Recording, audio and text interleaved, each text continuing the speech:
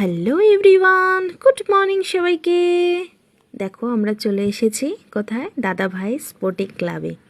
তো good morning কেন বললাম সেটা প্রথমে বলে দিই। কারণ আমরা যখন এই প্যান্ডেলটা ভিজিট করছি তখন ভোর 4টের মতো বাজে।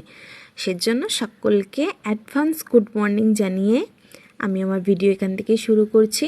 তো ওই যে লম্বা লাইনটা দেখতে পেলে প্রথমে, সেটা ধরে দাদা ভাইতে ভিজিট করতে হয়। প্রচণ্ড ঘুরতে হয়, অনেকটা বড় লাইন হয়, কিন্তু খুব মেনটেন করে লাইনটা করা হয়, খুব ভালো লাগে।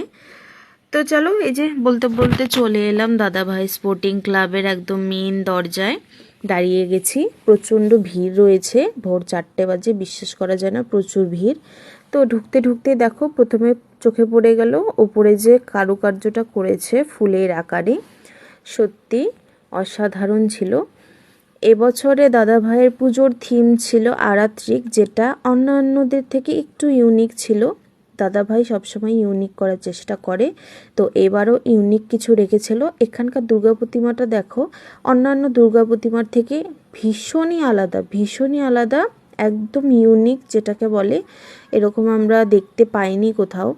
তো আমার কাছে তো দুর্গা প্রতিমাটা ভীষণ ইউনিক লেগেছে। তোমাদের কাছে কেমন কেমন লেগেছে যারা যারা ভিজিট করে গেছো অবশ্যই জানিও। আর চারিদিকের সাজসজ্জাটাও বেশ ভালো ছিল, দারুণই লাগছিল। আমাদের তো খুবই ভালো লাগছিল। আর উপরে দেখো এই যে পাখা ঘুরছে, এটাও ইলেকট্রিক্যাল, জাস্ট ভাবা যায় না। দাদাভাই বললো চলো এটাও তুলে নাও, তো তুলে নিলাম, তোমাদের সঙ্গে শেয়ার করে নিলাম। কেমন লাগলো জানিও যারা যারা ভিজিট করে গেছো। দেখা হবে নেক্সট অন্য কোনো ভিডিওতে, তৎক্ষণাতের জন্য সকলকে জানাই টাটা।